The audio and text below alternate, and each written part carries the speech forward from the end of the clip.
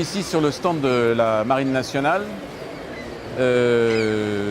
qui est plutôt dédié cette année justement au nautisme et en particulier l'école navale, pôle d'excellence de la voile dans la Marine nationale, est à l'honneur sur ce stand où, vous pouvez le constater, on parle essentiellement d'activités nautiques. Alors l'école navale, c'est une grande école militaire qui forme tous les officiers de marine et surtout les officiers issus du concours d'entrée à l'école navale qui, eux, ont une formation de marins, de militaires et d'ingénieurs. Vous allez me dire pourquoi ingénieurs? Parce que les bateaux modernes sont de plus en plus complexes sur le plan technique et que pour les diriger, non seulement il faut être un bon marin, il faut être un bon militaire parce que ce sont des bateaux de guerre, mais il faut également disposer de connaissances assez pointues en matière de technique employée à bord, de manière que justement l'efficacité maximale puisse être entretenue à chaque fois. Alors bien sûr il y a les techniciens, mais il faut que l'officier qui dirige soit capable de comprendre ce que le technicien lui explique.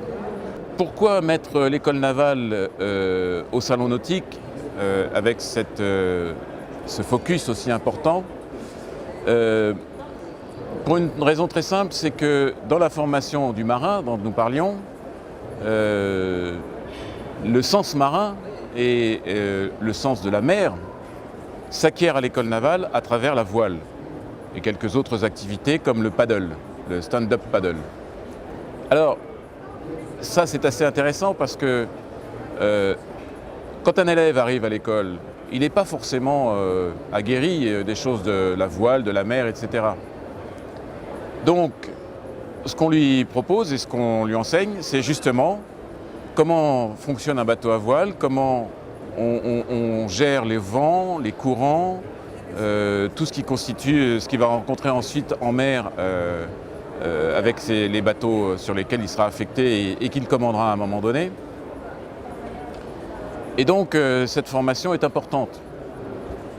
Elle consiste notamment à mettre tous les élèves, quels qu'ils soient, à un moment donné et régulièrement sur un bateau à voile. Et pour ça, on a une flotte assez complète à l'école. Nous avons une sélection d'élèves en fonction de leur niveau, de manière qu'ils puissent participer à des compétitions de voile dans certaines catégories, et notamment les catégories des bateaux que nous avons à l'école navale.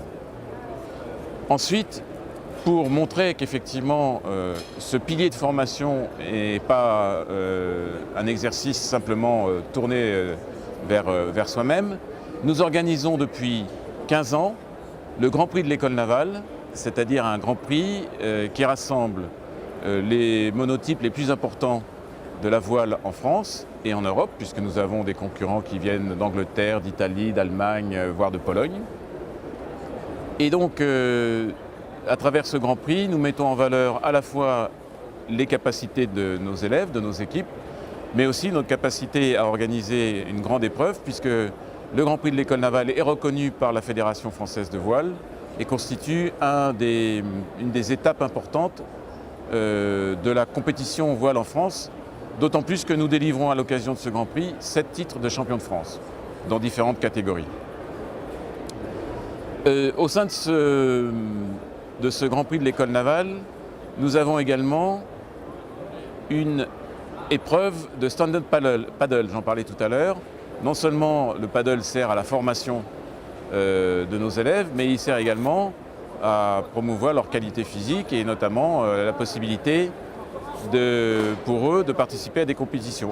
Au sein du Grand Prix de l'école navale, il y a donc une épreuve de stand-up paddle avec cette année une particularité, c'est que pour la première fois, nous lançons à l'école navale et en partenariat avec Crozon, Brest et nos partenaires habituels, nous lançons une épreuve qui n'a jamais été organisée en France, qui s'appelle une downwind, c'est-à-dire plein vent arrière, et notamment avec des paddles à foil. Donc on attend qu'il fasse très gros temps pendant le mois de janvier Nous avons pour cette épreuve les 15 meilleurs Français et comme les Français sont très très bons dans la discipline sur le plan mondial, on a vraiment du très très bon niveau. Et ils sont en stand-by pour attendre la bonne fenêtre météo et on va avoir une épreuve absolument fantastique avec des creux d'1 mètre, 1,50 m, des paddles qui vont être à la limite du surf. Voilà, donc on a vraiment une activité autour du nautisme qui est assez développée et de plus en plus importante.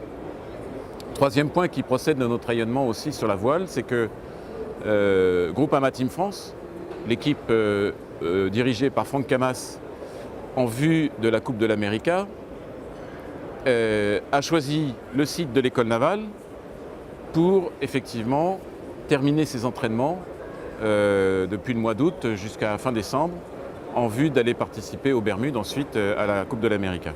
Alors pourquoi ils ont choisi cet endroit alors qu'ils étaient installés à Lorient? Eh bien parce que le plan d'eau, à la suite d'une étude qui a été conduite par des élèves, un projet de fin d'études, c'est-à-dire quelque chose qui s'inscrit dans le cycle de formation des élèves, une étude sur les caractéristiques hydrodynamiques et hydrologiques du plan d'eau qui se trouve devant l'école navale, a été conduite par ces élèves et a montré qu'il y avait de très fortes similitudes entre ce plan d'eau et le plan d'eau des Bermudes où se déroulera la Coupe de l'América. Si bien que pour Franck Camas, c'était très intéressant de pouvoir disposer de ce plan d'eau pour se préparer. Et on ajoute à ça le fait que l'école navale est une base militaire, donc protégée d'un certain nombre d'intrusions ou de curieux. On ajoute que nous avons un institut de recherche à l'école navale très important qui travaille sur des questions d'hydrodynamique et d'acoustique sous-marine, ce qui fait que Groupama Team France a pu travailler avec cet institut en amont, mais également utilise les moyens de calcul de cet institut pour améliorer et faire évoluer son bateau. Le site présente aussi des caractéristiques intéressantes en matière d'entraînement physique. On a des installations très importantes. On a également 110 hectares de forêt, de campagne, de terrain qui permettent là aussi de faire de la préparation physique. Voilà. Donc Groupama Team France est à l'école navale, c'est quelque chose de très important. On est un petit peu, si on voulait vulgariser les choses, on pourrait dire qu'on est le Clairefontaine de la voile, c'est-à-dire que les équipes de bon niveau international et de haut niveau viennent chercher à l'école navale quelque chose une tranquillité et une efficacité. Alors c'est pas non plus tombé comme ça simplement parce que Groupama a saisi l'opportunité. Nous avons à l'école navale une certaine histoire autour de la voile de haute compétition puisque notamment les 3 médaillés olympiques de cette année sont des militaires qui ont été formés à l'école navale, non pas comme officiers, mais dans le cadre de leur formation de sportifs de haut niveau. Alors comment on rentre à l'école navale? Et surtout, précisément, quelles sont les formations qui sont dispensées à l'école navale?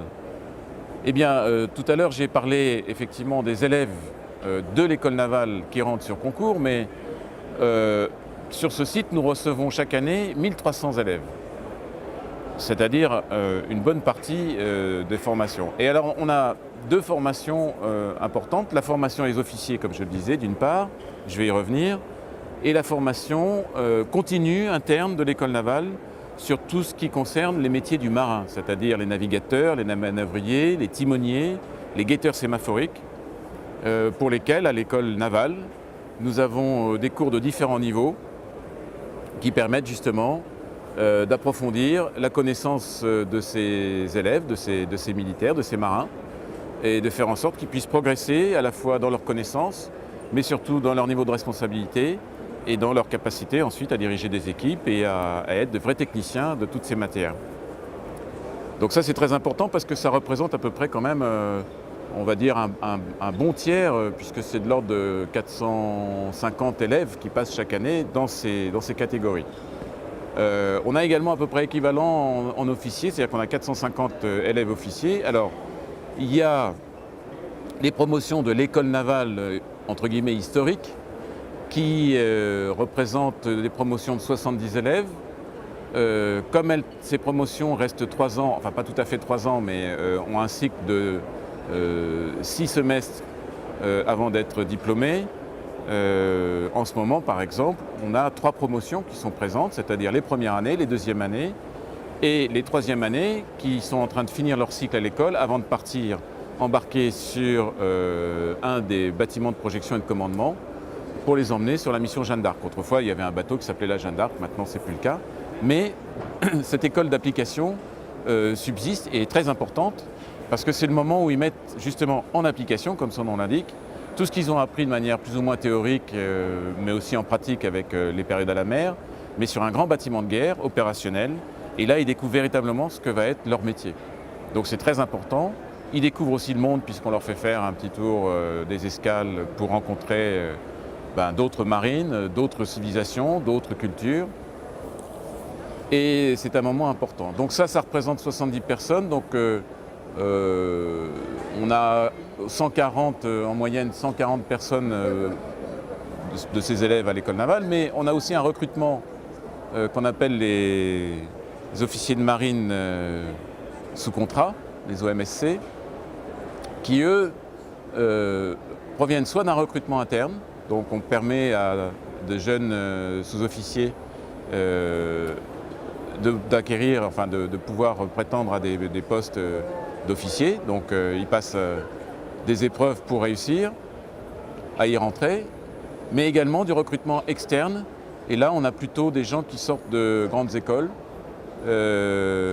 qui sont déjà diplômés et qui peuvent effectivement avoir un cursus parallèle. Ils partent aussi en mission Jeanne d'Arc et eux aussi, pour certains, font de la voile à côté de leurs camarades de l'école navale. Ensuite, on forme tous les officiers qui, à un moment donné, doivent porter l'uniforme, donc les officiers de réserve, mais également les écoles comme Polytechnique, l'ENSTA, etc., les affaires maritimes, qui sont des militaires. Voilà. Dans le cadre de la formation scientifique, j'ai parlé de l'Institut de recherche de l'école navale. Cet institut de recherche est aussi un endroit où passent de nombreux élèves. Et outre les 900 militaires dont j'ai parlé, nous avons également un certain nombre d'élèves qui passent par cet institut. Cet institut, ça représente à peu près 30 enseignants-chercheurs. C'est un institut de l'enseignement supérieur qui sont issus et qui sont mis à disposition par l'École nationale supérieure des arts et métiers. Donc on a un lien très étroit avec cette école. Et on a là des élèves qui viennent conduire des thèses de doctorat. On a des élèves qui viennent suivre des cours spécifiques sur certaines matières scientifiques. Et on a également aussi un master qui permet à des élèves étrangers, civils, de venir se former au génie maritime qu'on enseigne à l'école navale, et ça en partenariat avec l'école centrale de Nantes.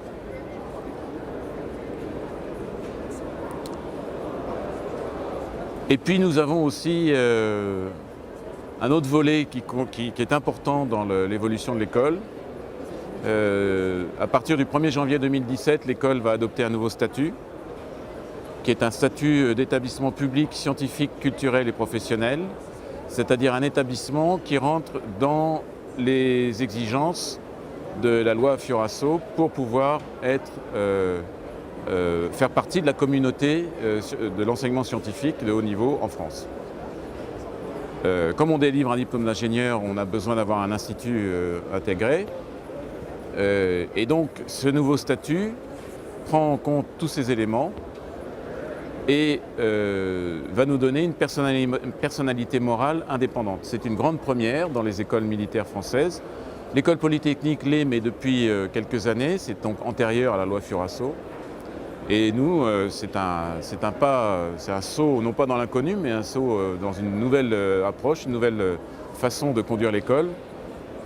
Et j'en parle parce que dans les prestations que nous allons devoir délivrer, il y a en particulier des stages de leadership ou de connaissance de la marine, des stages de marinisation, que nous sommes en train de développer et qui se font au profit d'organismes extérieurs pour des entreprises, pour des associations, pour des industries diverses et variées. Et donc voilà, on pourra reparler de cette affaire quand ce sera un peu plus mature et que la gamme de produits sera bien établie. Mais je voulais en parler dès maintenant.